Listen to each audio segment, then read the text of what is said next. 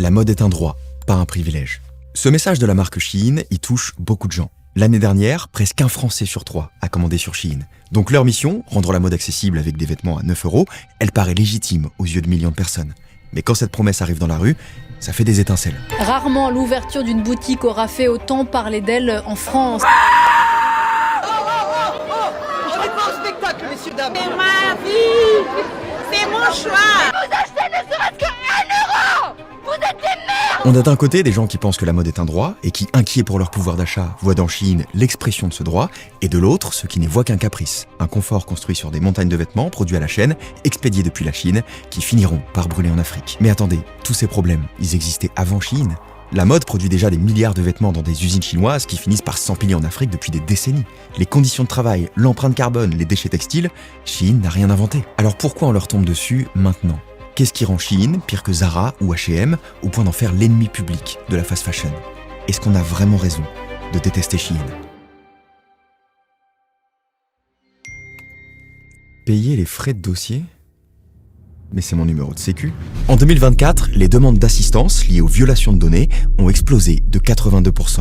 Est-ce que vous savez pourquoi ? Parce qu'une fuite de données de France Travail a touché jusqu'à 43 millions de personnes. Nom, prénom, adresse, téléphone, email et numéro de sécurité sociale. Ces données privées, dans la nature, ce sont des armes. En quelques minutes, les criminels testent vos mots de passe sur des centaines de sites. Ils détournent votre carte SIM pour intercepter vos codes de validation à votre place et ils vous envoient des SMS pour vous arnaquer. Vous recevez un message qui vous paraît légitime, genre mise à jour carte vitale ou colis non livré, avec vos vraies coordonnées, alors vous cliquez sur le lien et là, NordVPN peut vous protéger. La protection anti-menace bloque la majorité des sites malveillants à l'instant où vous cliquez dessus. Et cette protection est permanente, même sans être connecté au VPN. Mais en un clic, vous pouvez toujours regarder du contenu bloqué dans votre pays et chiffrer votre navigation pour que personne n'intercepte ce que vous faites en ligne. Et NordPass, inclus dans l'abonnement Plus, génère des mots de passe uniques, remplit automatiquement vos identifiants et vous alerte s'ils apparaissent dans une nouvelle fuite de données. 4 mois offerts sur les abonnements de 2 ans sur nordvpn.com/leodeuf pour être protégé dès aujourd'hui, satisfait ou remboursé sous 30 jours. Le lien est en description.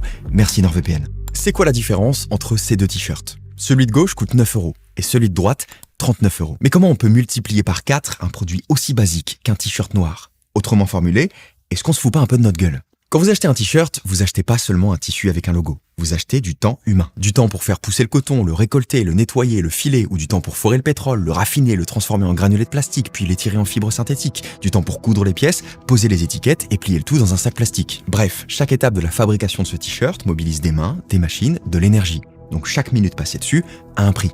Et le prix de temps humain, il varie selon les humains. En France, avec des salaires corrects, des cotisations sociales, des normes de sécurité, des limites d'heures supplémentaires et des obligations environnementales, un t-shirt finit par coûter dans les 30-40 €. Mais le t-shirt que je porte, il coûte seulement 20 €, parce qu'il n'a pas été fait en France. Uniqlo, comme H&M ou Zara, a déplacé sa production là où un salaire, ça coûte moins cher. En Chine, au Bangladesh, en Malaisie, etc. Le pari de la fast fashion, c'est de compresser les coûts humains au maximum pour arriver à un prix psychologique suffisamment bas pour en vendre des millions. Mais comment on pourrait aller encore plus loin ? Comment on pourrait par exemple vendre un t-shirt 9 €? Parce que la mode est peut-être un droit, mais il faut bien le financer. Et apparemment, Shein a trouvé comment faire. Ce t-shirt à 9 €, c'est un miracle économique. Et pourtant, c'est pas du tout une anomalie. C'est le prix moyen d'un article sur Shein. Alors comment ils font ça ? Soit ils ont découvert un pays dans lequel les salaires sont payés en négatif, soit ils ont poussé le modèle de la fast fashion beaucoup plus loin. Bon, déjà en expédiant directement depuis les entrepôts jusqu'à votre boîte aux lettres, ils suppriment le détaillant, les loyers, les équipes en magasin, bref tout l'écosystème physique qui alourdit le prix de la fast fashion, pour garder juste des entrepôts à l'autre bout du monde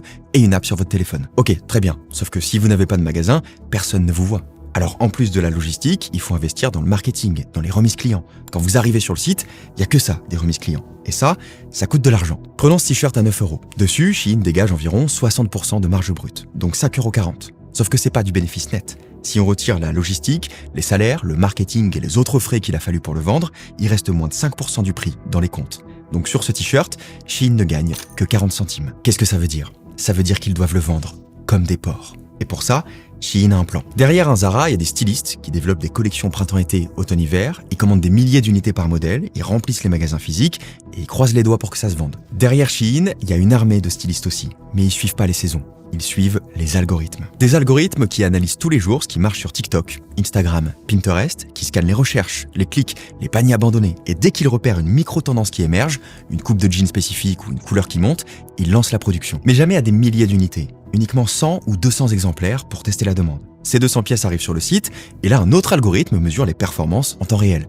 Combien de clics ? Combien d'achats ? En combien de temps ? Si le produit ne se vend pas, il disparaît du catalogue aussi vite qu'il est apparu. Mais si le produit se vend, Shein relance la production. Ils le déclinent en plusieurs couleurs et ils le font remonter dans les recommandations de l'appli. Cette méthode, elle change tout pour Shein, parce qu'elle diminue le risque de se retrouver avec des entrepôts remplis d'invendus. Elle leur permet de ne produire que ce qui se vend. Ils la présentent même comme une production à la demande qui réduirait le gaspillage. Entre les lignes, c'est une révolution écologique. Est-ce que vous y croyez ? Ok, là on va regarder un chiffre très important parce qu'il est très étrange. L'empreinte carbone de Shein. En 2021, 6 millions de tonnes de CO2. En 2023, plus de 16 millions de tonnes. Leurs émissions ont presque triplé en 3 ans. Pour situer ce que ça représente, en 2023, Shein a émis 2 fois plus de CO2 que LVMH. Ils ont aussi émis 2 fois plus de CO2 que H&M. Ils ont aussi émis 2 fois plus de CO2 que Nike. Je pourrais continuer longtemps comme ça, parce que c'est simple, c'est le plus gros pollueur de l'industrie de la mode. Ok, sauf que Shein, c'est une app. H&M, Nike, LVMH, c'est des millions de magasins dans le monde entier, des vitrines allumées, des climatisations qui tournent toute la journée, et Shein émet le double.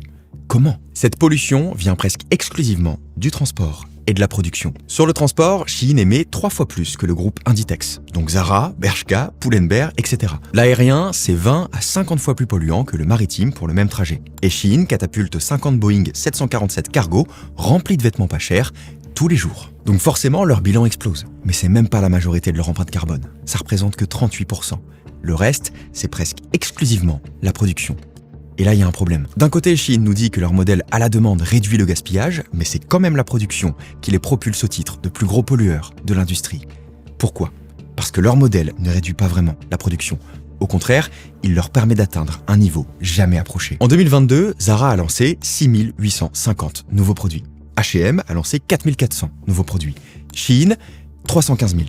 46 fois plus que Zara, 70 fois plus que H&M. Ok, faisons un petit calcul. On sait qu'ils fabriquent entre 100 et 200 pièces de chacun de leurs nouveaux produits. Alors si on fait une moyenne, 150 pièces de 315 000 références, ça fait une production annuelle de 47 millions de vêtements.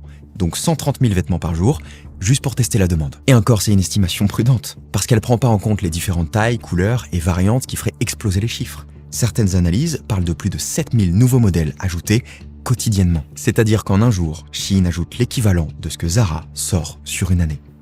Il y a une raison pour laquelle on appelle ça de l'ultra fast fashion. Contrairement à ce qu'ils prétendent, le modèle de Shein ne repose pas sur la demande. Il repose sur une surproduction spéculative qui crée la demande. Et c'est là qu'intervient un rouage majeur de leur système. Parce qu'une fois que ces 130 000 vêtements par jour sont fabriqués, il faut tenter de les vendre. Et pour ça, ils ne comptent pas sur le hasard. Ils comptent sur leur application, qui est bourrée de dark patterns. Un dark pattern, c'est un mécanisme de design qui exploite nos faiblesses psychologiques. En gros, c'est de la manipulation par design. En 2025, le Bureau européen des unions de consommateurs a déposé une plainte contre Shein, parce qu'ils ont recensé au moins 8 dark patterns différents dans l'application. Un record dans le secteur de la mode. Par exemple, quand un nouveau produit arrive sur la plateforme, il affiche souvent une mention presque en rupture de stock, puisque de toute façon, il est produit en très peu d'exemplaires. À ça, ils ajoutent souvent une promo, avec un faux compte à rebours. Qu'est-ce qui se passe à la fin ? Ils recommencent, tout simplement.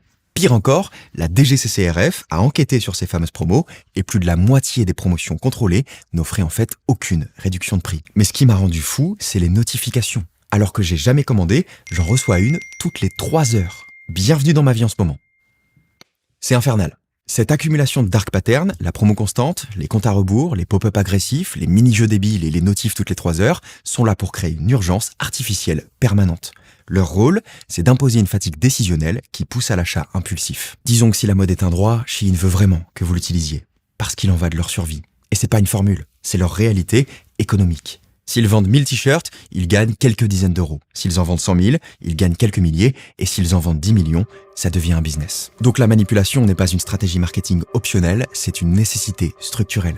Elle existe parce que leur modèle économique ne tient que si des millions de gens achètent constamment. Parce que sans volume, pas de marge, sans marge, pas de Shein. Je crois pas qu'il faille partir à la guerre de toute personne qui commande sur Shein.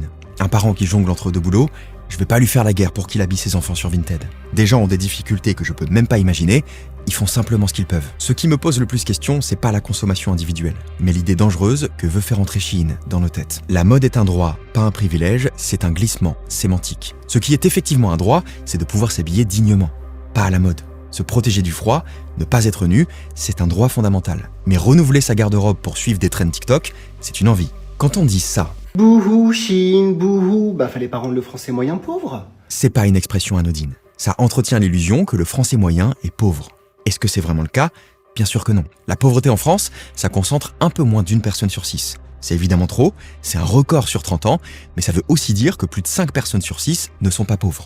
Quand un tiers des Français commandent sur Shein. Donc même si 100% des pauvres commandaient chez Shein, au moins la moitié de leurs clients français ne le sont pas. Quand quelqu'un emploie cette défense, il ne décrit pas une réalité économique. Il reprend le décor politique posé par Shein, celui qui confond la vraie pauvreté d'une minorité avec le confort de la tendance. Si le récit de la pauvreté fonctionne, ce n'est pas parce qu'il est vrai, c'est parce qu'il est confortable. C'est toujours plus agréable de se voir comme quelqu'un qui défend un droit que comme quelqu'un qui participe à un système qu'il désapprouve en théorie. On passe de consommateur complice à héros d'une lutte sociale. Et plus ce rôle est flatteur, plus il devient difficile de revenir en arrière. À force, on finit par confondre sincèrement sa propre envie de colis pas cher avec une cause politique. Si on achète français, c'est beaucoup plus cher et on n'a pas forcément les moyens non plus d'acheter français. Vous me disiez que vous achetiez 400 € par mois de Chine, vous achetiez 100 € par semaine. Exactement. Ouais. Je suis une grande acheteuse. Je mets dans mon panier et après, je valide. Le danger, c'est qu'à force de marteler que la mode est un droit, ils déplacent le curseur de ce qu'il est acceptable de revendiquer. Progressivement, ils installent l'idée qu'avoir accès à la dernière tendance pour 7 €, ce serait un acquis social qu'on ne peut pas remettre en question.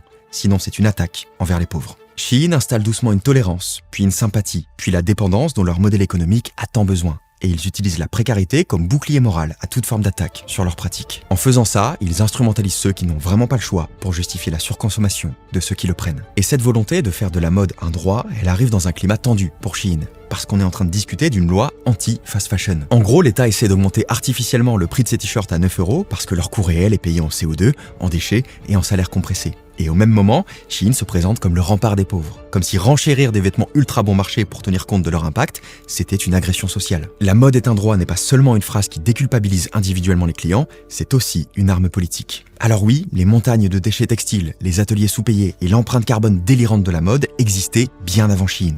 Shein n'a pas inventé le problème. Elle a pris le même système et poussé tous les curseurs.